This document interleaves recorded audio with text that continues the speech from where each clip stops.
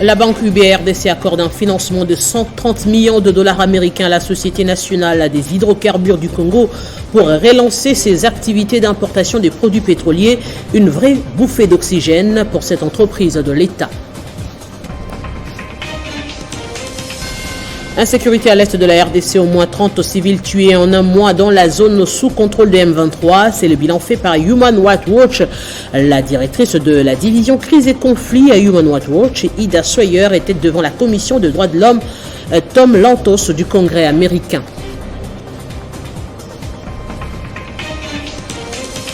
Exeta 2021-2022, le dernier virage de mars ce lundi pour se clôturer le jeudi 21 juillet. Le lancement officiel est prévu à Kolwezi dans le Lualaba par le ministre du secteur, Tony Mwaba. Bon dimanche à tous. On ouvre ce journal par cette bonne nouvelle dans le secteur des hydrocarbures. La banque UBRDC, la Société nationale des hydrocarbures, Sonahydrac, ont signé hier samedi une convention de financement de 130 millions de dollars américains pour l'importation des produits pétroliers.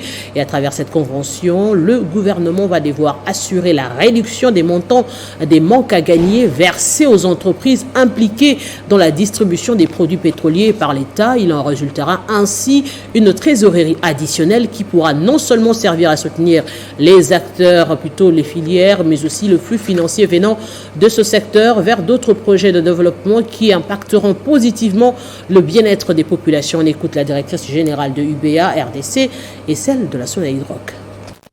Dans tous les pays dans lesquels elle opère, elle est aux côtés des gouvernements africains pour pouvoir les aider à réaliser tout leur programme d'investissement. Et pour ce qui est de la RDC, nous avons consenti à participer à la restructuration de la Sonahydrac afin qu'elle puisse maîtriser, ou tout au moins qu'elle puisse participer de façon plus significative à l'importation des produits pétroliers dans l'ouest du pays.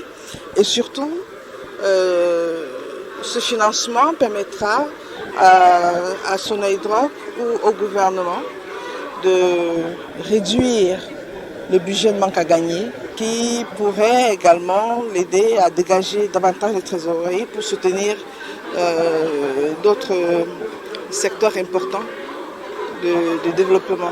Aujourd'hui, c'est un jour spécial. Ce qui vient d'être passé, ça n'arrive pas régulièrement. C'est pour la première, pour notre société. Et je vous dis, ce qui est arrivé, ce que nous avons bénéficié tout à l'heure, c'est pour booster nos activités, c'est pour relancer les activités de la Sonahydrac. En tant que le leader de Sonahydrac, le numéro 1, je ne peux que être dans la joie et vraiment je suis émerveillée. Human Rights Watch a établi que le M23 a délibérément tué au moins 30 civils depuis mi-juin dernier dans la zone placée sous son contrôle. C'est ce qu'a déclaré depuis New York la directrice de la division crise et conflits à Human Rights Watch, Ida Sawyer, devant la commission de droits de l'homme Tom Lantos du Congrès américain. Elle a indiqué que ces rebelles pro-rwandais ont abattu au moins 20 civils le 21 juin dernier au village de Kavumu dans l'est de la République démocratique du Congo. Parmi les victimes, indique-t-elle, il y a 2 adolescents accusés d'avoir informé l'armée congolaise de leur position. Parlant justement des agressions menées par le Rwanda et l'Ouganda, le docteur Denis Mukwege appelle le procureur de la CPI à maintenir la situation de la République démocratique du Congo dans les priorités de son bureau, car les atrocités de masse défiant l'imagination et heurtant profondément la sensibilité des populations, eh bien, il a dit dans un communiqué à l'occasion de la journée de la justice pénale internationale qui commémore l'adoption des statuts de Rome, le traité portant création de la Cour pénale internationale. Le président du Sénat, le professeur Modeste Bahati Lukwebo, a séjourné à Goma, accueilli par le gouverneur militaire Constant Ndima et le conseil provincial de sécurité ainsi que les cadres et militants de l'Union sacrée avec en tête la FDCA dont il est l'autorité morale. Fabien Lumbala. L'accueil du président du Sénat dans la ville de Goma est plus que chaleureux. Bain des foules à la sortie de l'aéroport international de Goma, la marche avec la population sur les grandes artères de la ville volcanique et puis son adresse aux foules nombreuses amassées sur la place de l'hôtel Riviera. Le président du Sénat a invité la population à soutenir les forces armées de la République, à la jeunesse de s'enrôler massivement dans l'armée pour se prendre en charge face à l'insécurité récurrente dans la partie est du pays, une situation qui continue d'endeuiller le pays. Bahati Lukwebo a déploré le fait qu'après plus de 20 ans, la MONUSCO ne parvient toujours pas à imposer la paix dans l'est du Congo-Kinshasa. Une adresse très claire qui lui a valu des ovations frénétiques de la population qui demandait sur place le départ de la MONUSCO. Nani anasema wenye anapenda MONUSCO iende atie mikono juu. MONUSCO iende. MONUSCO iende.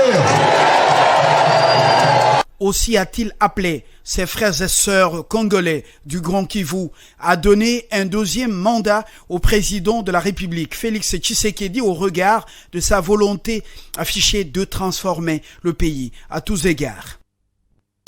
En l'enseignement primaire, secondaire et technique, la session ordinaire de l'examen d'État édition 2022 est programmée du lundi 18 au jeudi 21 juillet 2022 sur toute l'étendue de la République démocratique du Congo, et ce après un report d'une semaine suite à des difficultés liées à la logistique. Les finalistes de la ville de Kinshasa sont priés donc de payer 30 000 francs congolais pour participer à ces épreuves. Cette décision émane du gouverneur de la ville, Jantini Ngobila Mbaka, qui à travers son arrêté du 9 novembre 2021 pour son fixation des frais des participations aux sessions s'est prononcé sur ce montant.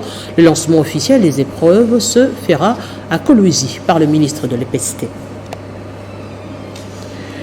2 jours de congrès du parti politique Mouvement Social au centre Nganda dans la commune de Ngalema. L'objectif était de restructurer et redynamiser avec des nouveaux textes cette formation politique dans sa tunique axée sur le contrat social.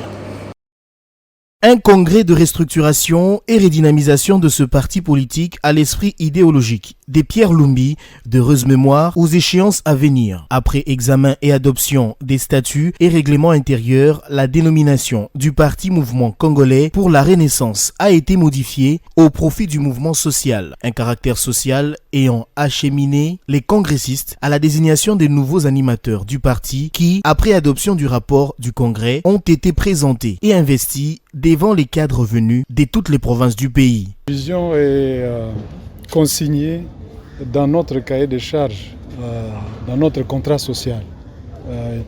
Le mouvement social, ce n'est pas un parti qui est créé aujourd'hui. Nous existons depuis 2005. Et donc nous sommes dans la continuité. La majorité de notre équipe faisait partie du parti qu'on appelle le mouvement social pour le renouveau. En 2015, à notre sortie de la majorité présidentielle, pour rejoindre le combat en vue de doter, bien de donner à la République des bonnes élections et d'assurer un transfert de pouvoir entre le président Kabila et les nouveaux élus, on a dédoublé notre parti. Notre vision, c'est cette vision-là que nous avons depuis très longtemps. Nous allons peut-être y apporter notre petite touche en tant que président, mais le contrat social reste notre boussole. Activité clôturée par la lecture des recommandations et résolutions du Congrès, d'où le go pour la nouvelle équipe dans la matérialisation du contrat social prôné par ce parti politique. Et puis dans le sud Kivu, des milliers d'habitants ont fait le déplacement du port Emmanuel pour l'accueil du député national Claude Nyamugabo Baziboué. L'autorité morale du Front pour un Congo nouveau y séjourne dans le cadre des vacances parlementaires. Amani Joseph.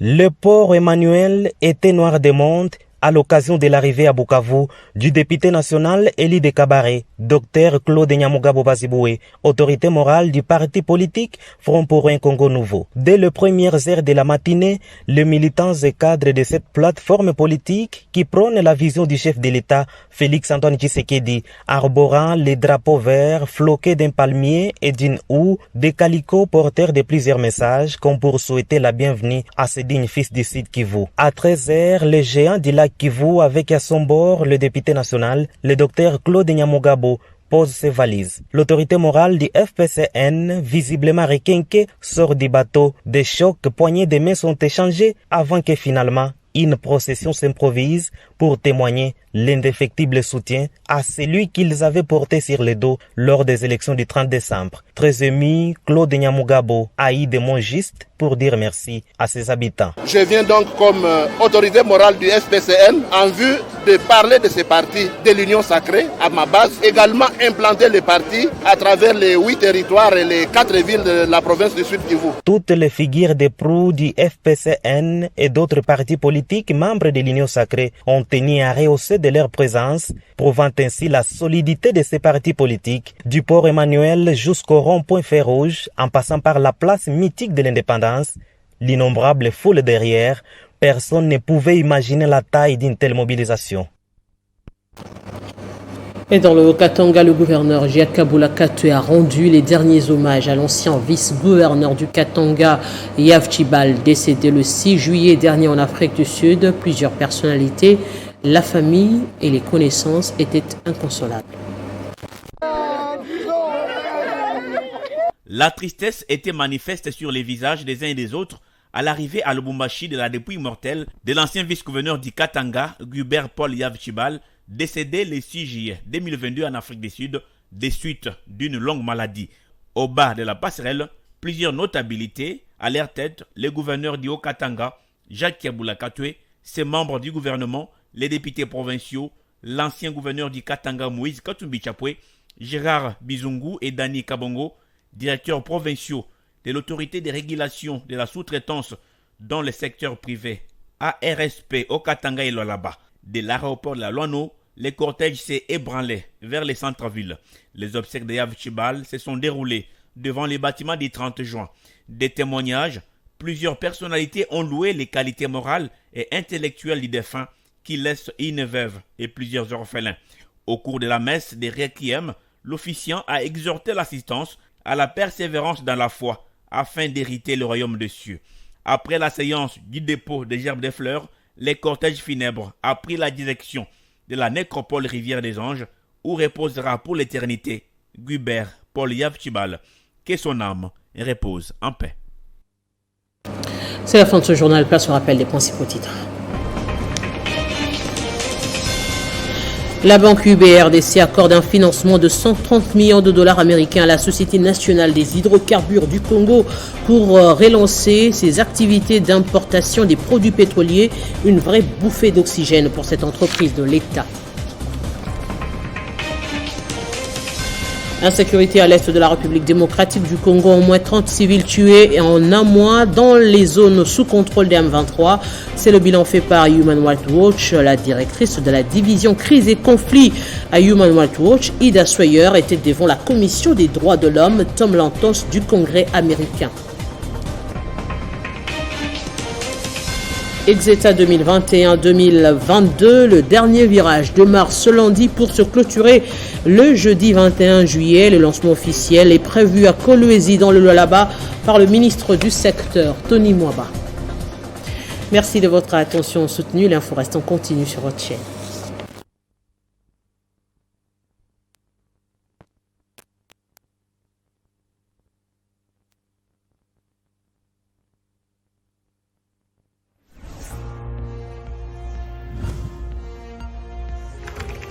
L'actualité reste en continu